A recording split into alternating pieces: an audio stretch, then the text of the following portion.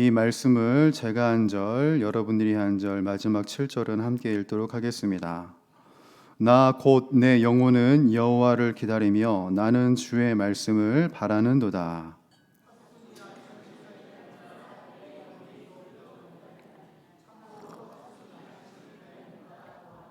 함께 읽겠습니다. 이스라엘아 여호와를 바랄지어다. 여호와께서는 인자하심과 풍성한 속량이 있음이라. 아멘. 우리 함께 기도하겠습니다. 거룩하시고 존귀하신 우리 주 하나님 아버지, 수요 기도회 주님의 임재가 있는 이 자리로 우리들을 초대하시고 초청하여 주시는 은혜에 감사를 드립니다. 모든 것이 주님의 은혜였고 앞으로도 우리가 살아갈 모든 날들이 주님의 은혜 안에 달려 있음을 믿음으로 고백합니다. 주여 바라건대 주님의 은혜 안에서 우리가 은혜롭게 살 수 있는 귀하고 복된 성도가 되기를 간절히 갈망합니다. 이 시간이 바로 그 은혜를 덧입는 시간이 되게 하시고 은혜로 변화되는 시간이 되게 하시고 은혜로운 반응이 어떤 삶인지 깨달아 아는 지혜로 충만한 이 예배가 되게 하여 주옵소서. 바라건대 어느 누구도 거저 왔다 거저 돌아가지 않게 하시고 하나님을 향한 사랑과 하나님의 우리들에게 주신 그 약속의 말씀 충만히 붙들고 갈 수 있는 귀한 이 저녁이 다 되게 하여 주옵소서. 우리 주 예수 그리스도의 이름으로 간절히 기도드립니다. 아멘. 우리 함께 이렇게 축복의 인사 나누도록 하겠습니다. 주님이 우리들과 함께 하십니다. 인사하겠습니다. 우리와 동행하시고 우리와 함께 하시는 주님께서 오늘 이 시간 우리들에게 은혜를 예비하셨고 또한 우리들에게 놀라운 역사를 예비하여 주셨는 줄 믿습니다. 모두가 은혜 안에 그리고 주님의 능력 안에 변화되는 이 밤이 되기를 주님의 이름으로 간절히 축복합니다. 여러분 한번 제가 질문을 먼저 드려보면서 설교를 들어가 보려고 합니다. 여러분 사순절 기간 어떻게 은혜롭게 잘 보내고 계십니까? 네. 아마 각자의 자리에서 사순절을 기념하시면서 사순절을 뜻깊게 보내실 거라는 생각이 듭니다. 저는 특별히 올해 사순절이 제 인생에서 유독 기억에 남을 사순절일 것 같다는 생각이 듭니다. 아마 아시는 분들은 다 아시겠지만 저는 3주 전에 수술을 받았습니다. 사순절이 시작되는 제2 수요일 날 급성 맹장염으로 판정을 받았고 그리고 그 당일날 수술을 하기 위해서 입원을 결정을 했어요. 근데 제가 사실은 병원에 입원해 본 적도 없고 수술을 받아본 적도 없었습니다. 모든 게 다 처음인 거예요. 입원도 처음이고 수술도 처음이라서 모든 게 이게 다 생소했는데 저에게 남는 이미지가 있습니다. 뭐냐면 기다려야 되는구나. 입원을 해야 하는 것도 기다려야 하고 수술을 받는 것도 기다려야 하고 모든 것이 다 기다림의 시간인 거예요. 검사를 하기 위해서도 기다렸어야 됐고요. 수술을 앞두고 금식을 하면서도 기다렸어야 됐고 수술을 받고 난 다음에 바로 뭐 퇴원할 수 있습니까? 몸이 회복이 돼야죠. 그때를 또 기다린 거예요. 교회에서 할 일은 많은데 이게 어떻게 하나. 병원에서의 그 기다림의 시간이 너무 아까운 거예요. 할 일이 많은데 해야 될 일들이 많은데 계속 이렇게 기다리고만 있으면 안 되는데 어떡하나. 근데 제가 뭐 몸부림쳐도 뭐 퇴원할 수 있어요? 못하죠. 네. 회복을 위해서는 기다릴 수밖에 없었습니다. 여러분 우리들의 삶은 기다림의 연속입니다. 그렇죠? 일이 진행되기를 기다려야 하고 응답이 있기를 기다려야 합니다. 하물며 우리가 짜장면 한 그릇을 시켜도 오기를 기다려야 돼요. 그렇죠?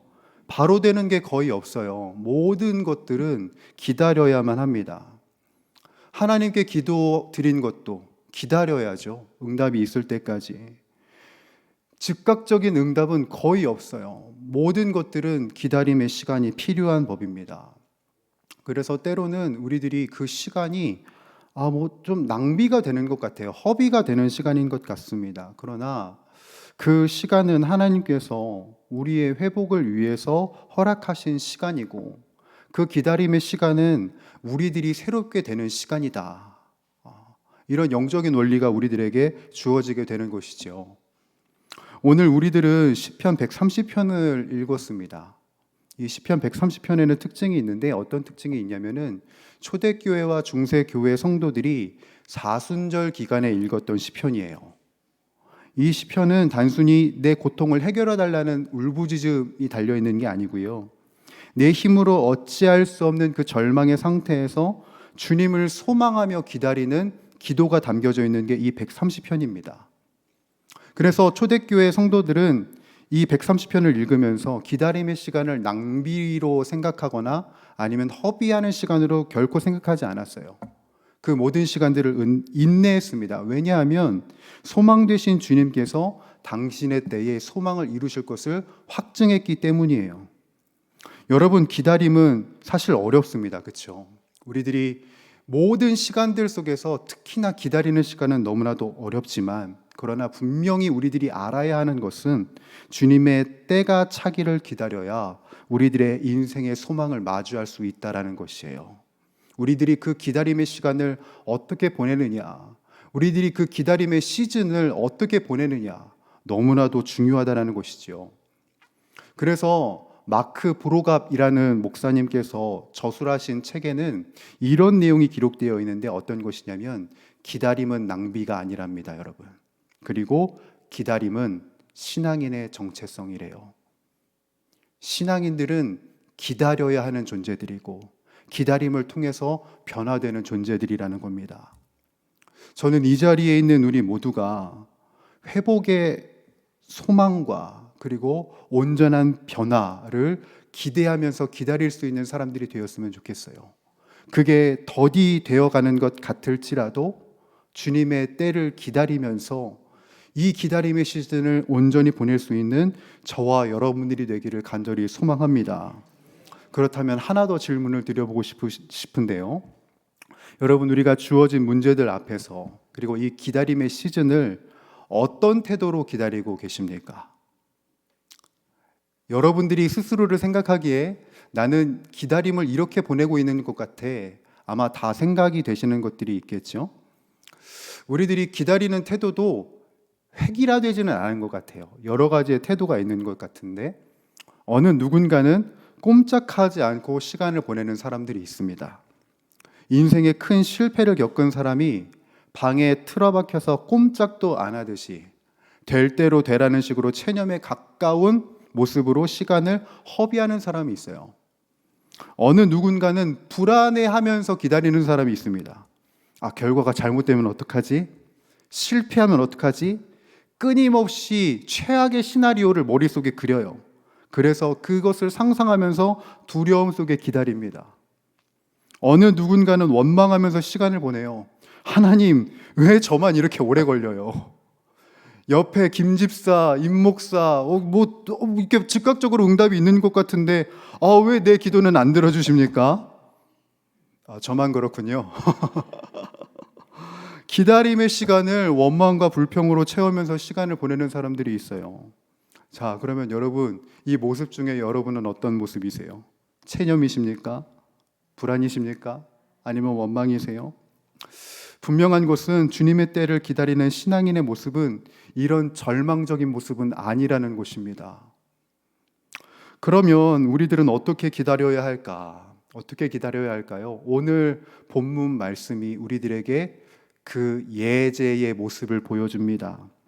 우리들은 오늘 본문의 파수꾼이 보여주는 기다림을 살아내야 합니다. 여러분, 우리 읽었지만 6절에서 7절 다시 한번 더 읽어보도록 하겠습니다. 6절에서 7절이요. 시작. 파수꾼이 아침을 기다림보다 내 영혼이 주를 더 기다리나니 참으로 파수꾼이 아침을 기다림보다 더하도다. 이스라엘아, 여호와를 바랄지어다. 여호와께서는 인자하심과 풍성한 속량이 있음이라. 아멘. 오늘 본문에 등장하는 파수꾼, 여러분 어떤 사람일까요? 이 사람은 고대 근동 시절을 좀 살펴보면 고대 근동시대의 밤은요, 여러분, 우리가 아는 밤과 완전히 다릅니다. 뭐 가로등이 있었겠어요? 뭐가 있었겠습니까? 뭐 하나 불빛 하나 없는 칠흑 같은 어둠으로 가득한 밤을 보내고 있는 사람들입니다. 밤이 되면 굶주린 맹수들이 성벽 곁을 서성거렸고요. 그리고 적군들은 빛이 없는 틈을 타서 야간 기습을 노렸던 때가 바로 그때입니다. 즉, 이 시대의 파수꾼에게 밤은요, 꾸벅꾸벅 졸면서 낭비할 수 있는 시간이 아니었어요. 생사가 걸린 영적인 전쟁터였습니다.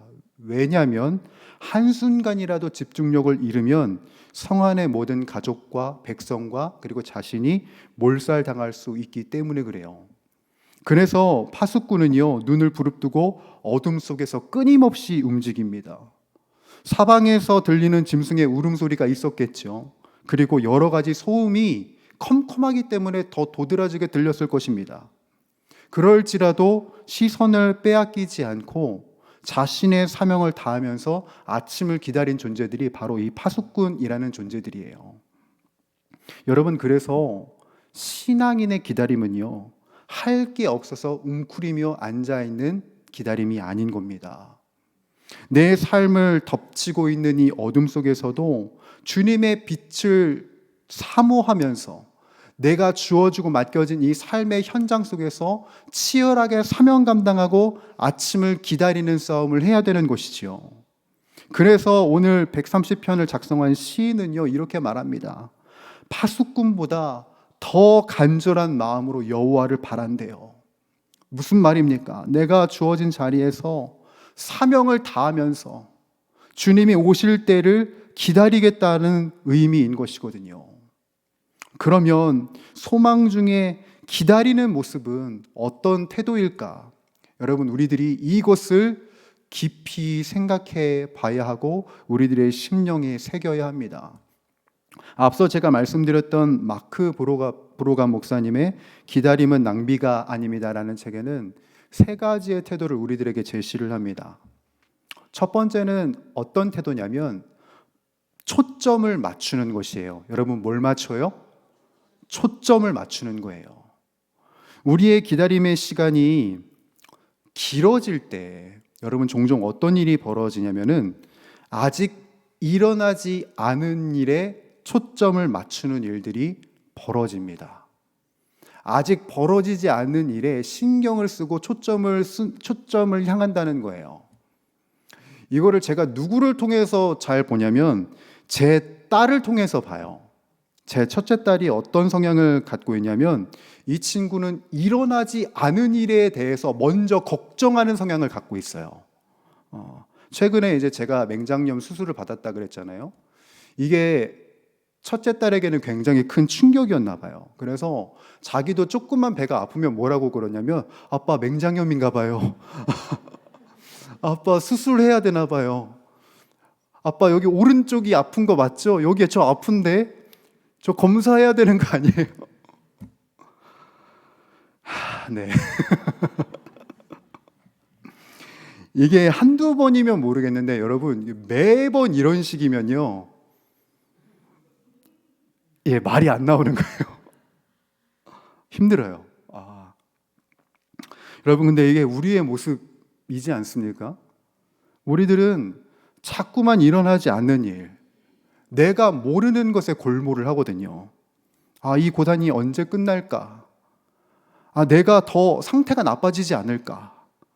내 미래가 어떻게 될까? 내 미래가 최악으로 지금 가고 있는 건 아닐까? 여러분, 우리들은 알 수 없는 영역을 향해서 계속 파고든다고요. 계속 초점을 거기에 맞춰요. 여러분, 내가 알 수 없는 영역에 초점을 맞추면 어떻습니까? 어떤 일이 벌어져요? 여러분, 불안이 일어나는 거예요. 불안이. 내가 알 수 없는 영역을 계속해서 신경 쓰고 초점을 맞추면 불안이 계속 일어나는 겁니다. 그러나 여러분, 신앙인의 기다림은요, 내가 알 수 없는 영역에 대해 근심하고 걱정하는 것이 아닙니다. 신앙인의 기다림은요, 확실한 진리를 품고 초점을 맞추는 것이지요. 바로 주님께로요. 그래서 우리들은 알 수 없는 내일에 초점을 맞추는 것이 아니라 우리에게 평안을 주시는 주님의 약속에 초점을 맞춰야 한다. 이것이 바로 우리들의 신앙이 되어야 한다는 것입니다. 여러분, 우리가 미래를 어떻게 알아요? 예측을 못합니다. 알 수가 없어요. 그러나 분명한 것은 주님의 약속이 있다라는 거예요. 그것을 바라볼 수 있는 우리 모두가 되어야 합니다. 그렇게 우리가 해야 할 것은 두 번째로 뭐냐면 경배하는 것을 선택하는 거예요. 여러분, 뭘 하는 거요? 경배하는 것. 초점을 맞추고, 그리고 우리들은 경배하는 것을 결정해야 합니다. 성경을 보게 되면은요, 믿음의 선배들의 모습들이 많이 나와요. 믿음의 조상들과 그리고 믿음의 본을 보이는 많은 사람들의 이야기들이 이 성경 안에 기록되어 있습니다. 그런데 그 사람들의 모습들, 태도들을 면밀히 살펴보면 공통적으로 등장하는 모습이 있어요. 그게 어떤 거냐면 자신의 인생을 경배로 채우고 있다는 것을 우리들이 발견할 수 있어요. 특별히 시편에서는요, 우리가 읽은 이 시편 1편부터 150편의 말씀을 보게 되면 어떤 표현이 많이 등장하냐면 하나님이 어떤 분이시다라는 이 찬양하는 구절이 굉장히 많이 등장을 합니다. 여러분, 여호와는 나의 바로 나오시죠. 여호와는 나의 목자만 여호와는 나의 피할 바위시요, 여호와는 나의 산성이시요, 여호와는 나의 요새시요. 이런 표현들이 많죠. 하나님은 어떤 분이시다, 하나님은 이런 분이시다, 하나님은 나의 삶에 이런 일을 이루시는 분이시다 라는 선언이 많아요. 그렇죠? 우리가 새벽마다 보는 요한복음에서도 예수님은 자신이 어떤 분이신지를 끊임없이 드러내십니다. 나는 선한 목자다, 나는 양의 문이다, 나는 생명의 떡이다, 나는 세상의 빛이다. 계속해서 자기를 계시를 하셔요. 성경은 하나님이 어떤 분이신지, 그리고 예수 그리스도께서 어떤 존재이신지를 드러내십니다. 왜일까요? 우리들의 삶이 바로 그런 하나님으로 가득 차야 된다는 것이죠. 하나님을 경배하는 것으로 가득 찬 것이 바로 우리들의 삶이 되어야 한다. 우리들은 나도 모르게 내 신세와 형편이 처량함을 생각으로 머물지 않고 입으로 내뱉을 때가 참 많습니다. 그럼 그렇지. 내가 이 정도밖에 안 되지. 내 앞은 별로 좋지 않을 거야. 라는 말을 나도 모르게 내뱉을 때가 너무나도 많죠. 성경에서 하나님이 자신을 계시하시고 시인이 하나님이 어떤 분이신지를 계속해서 선포하는 까닭은 우리가 붙들어야 할 분명한 대상은 하나님이시라는 것과, 그리고 주님이 어떤 분이신지를 고백하는 것이야말로 우리들의 삶에 놀라운 일을 이룰 비결이기 때문에 그렇습니다. 바라건대 우리 모두가 주님께 초점을 맞추고 주님께 경배할 수 있는 기다림의 사람들이 되기를 바랍니다. 내 입에 처량함이나 한탄이나 부정함을 계속해서 내뱉는 것이 아니라 내 입술에 하나님이 어떤 분이시다, 내 입에 하나님이 이런 분이시다 라는 것으로 기다림의 시간을 충만히 채워가는 우리 모두가 되기를 간절히 소원합니다. 마지막이요, 여러분, 마지막으로 우리들이 해야 할 것은 주님을 끊임없이 찾아야 합니다. 누구를 찾아요? 주님을 찾는 것입니다.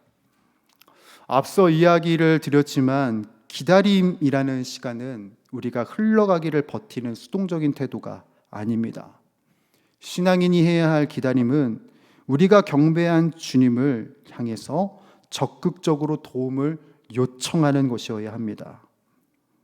그런데 우리가 의외로 그 일에 실패할 때가 많음을 보게 돼요. 어느 날 제가 김창호 교수님의 강연을 본 적이 있었는데 이런 말씀을 하시더라고요. 우리가 각 사람이 인생을 살면서 독화살을 맞는 순간을 맞이합니다. 그렇죠? 그때 우리들은 뭘 하냐면 해독제를 찾아야 되는데 한국 사람들은 독해서 이 독가사를 어떤 놈이 썼는지 찾는답니다. 그거를 누가 썼는지 찾느라 현안이 되느라 해독제를 못 찾고 결국 독에 꼬꾸라져 쓰러져 버린다는 이야기를 하시더라고요. 여러분, 이게 딱 우리들의 모습 아닙니까? 우리들은 인생의 독화사를 누가 날렸는지 찾는 것보다 가장 우선적으로 찾아야 할 대상이 있습니다. 그것은 누구십니까? 내 영혼의 유일한 해독제가 되시는 주님을 가장 먼저 찾아야 하고 그분께 부르짖어야 합니다. 여러분, 우리가 주님을 찾지 않으면 기다림의 시간은 죽어가는 시간이 될 것입니다. 그러나 우리가 적극적으로 주님을 찾는다면 그 기다림의 시간은 회복으로 나아가는 시즌이 될 것이에요. 그러므로 저는 저의 심령과 이 자리에 있는 우리 모든 주의 권속들에게 이렇게 말씀드립니다. 우리의 간구에 반드시 응답하실 주님을 전적으로 신뢰하며 기도의 자리에서 주님을 향한 간구로 가득 채우는 저와 여러분들이 되기를 간절히 소원합니다. 내가 왜 아프지? 내가 왜 이러지? 이 원인을 찾는 것도 중요하지만 더 중요한 것은 무엇이냐면 내 삶의 인생의 독화사를 맞았을 때 주님을 찾는 것이 더 중요하다. 그래서 간절한 마음으로 주님을 찾고 기도하는 저와 여러분들이 되기를 간절히 바랍니다. 말씀을 마무리합니다. 여러분, 우리들의 삶에는 기다림의 시간이 늘 찾아옵니다. 그 시간이 우리들에게 주어지는 이유는 하나님이 우리를 괴롭히려고 하시는 게 아니에요. 우리의 내면의 불순물을 빼내시고 주님만 바라보는 순전한 생명으로 우리를 다시 빚어내시기 위해서 그 기다림의 시즌을 우리들에게 허락하십니다. 그래서 저는 기다림의 시간을 걸어가고 있는 우리 모두가 이 두 가지를 적용할 수 있기를 바랍니다. 첫째는 뭐냐면 지금 나의 기다림을 재정의할 수 있기를 바랍니다. 여러분, 지금 각자 삶에서 어떤 기다림의 밤을 보내고 계신가요? 혹시 수년째 응답이 지연되고 있습니까?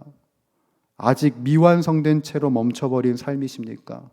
아니면 갑작스럽게 찾아온 질병으로 인해 기나긴 치유의 과정을 통과하고 계십니까? 오늘 그 어둡고 답답한 기다림의 시간을 의미 없는 고통이 아니라 하나님이 나를 빚으시는 거룩한 시간으로 재정의하실 수 있기를 바랍니다. 우리의 삶이 산산조각 난 것처럼 깨어지고 부서질 때 그것은 내 인생이 망했다는 증거가 아닙니다. 여러분, 위대한 조각가는요, 불필요한 돌을 정과 끌로 깨뜨려서 아름다운 작품을 완성합니다. 저는 하나님도 다르지 않을 것이라는 생각이 듭니다. 하나님은 지금 기다림과 깨어짐의 시간을 통해서 우리 안에 예수 그리스도의 형상을 아름답게 조각해 가고 계세요. 이 놀라운 하나님의 계획을 알게 될 때 우리는 고통의 시간 속에서도 기꺼이 인내하며 기다릴 수 있습니다. 그러니 여러분, 지금 나의 기다림의 시간을 다시 재정의하세요. 내 기다림의 시간은 이것 때문에 주어진 것이다 라고 정의하실 수 있기를 바랍니다. 두 번째는요, 막연한 기다림에서 신앙적 기다림으로 전환할 수 있기를 바랍니다. 우리가 막연한 두려움과 불평을 멈추고 능동적인 기다림을 시작할 수 있기를 바라요. 절망의 자리를 털고 일어나 오늘 내게 맡겨진 가족을 돌보고, 그리고 직장에 충성하는 일상의 사명을 묵묵히 감당하는 삶을 우리들이 살길 바랍니다. 나를 다듬어 가시는 하나님의 손길을 신뢰하면서 거창한 내일의 결과가 아니라 오늘 당장 할 수 있는 순종의 발걸음을 내디딜 수 있기를 바랍니다. 그리고 기나긴 치유의 과정을 통과하면서 나를 성량하신 주님의 은혜를 입술로 찬양하기를 바랍니다. 여러분, 밤이 아무리 길어도 무엇은 반드시 오지요? 아침은 반드시 오는 법입니다. 칠흑 같은 어둠 속에서 최선을 다해 사명을 다하고 아침을 기다렸던 파수꾼처럼 간절히 주님을 기다리는 우리가 되길 바랍니다. 인자하심과 풍성한 속량으로 우리를 찾아오실 주님을 찬양하며 이 사순절의 끝에서 부활절의 찬란한 아침을 맞이하는 우리 용인영락교회 모든 권속들이 되시기를 주님의 이름으로 간절히 축원합니다. 기도하겠습니다. 하나님 아버지, 우리들의 인생을 살아가면서 삶의 여정을 지나가면서 주님께서 허락하실 기다림의 시즌을 우리들은 다 마주하게 됩니다. 주여, 곰곰이 생각을 해보건대 주님께서 이 기다림의 시즌을 분명히 목적과 의도를 가지고 우리들에게 주셨음에도 불구하고 왜 우리들은 늘 한탄하고, 왜 우리들은 늘 불안해하고, 우리들은 왜 늘 불만했는지요. 이 시간 우리들에게 기다림을 허락하신 주님 앞에 나의 기다림의 시간을 다시 재정의하며 주님을 향한 온전한 기다림을 회복하기를 원합니다. 이 밤이 그 밤이 되게 하시고 주여, 내 심령이 변화되는 귀하고 거룩한 밤이 다 되게 하여 주시옵소서. 이 모든 말씀 우리 주 예수 그리스도의 이름으로 간절히 기도드립니다. 아멘. 이 시간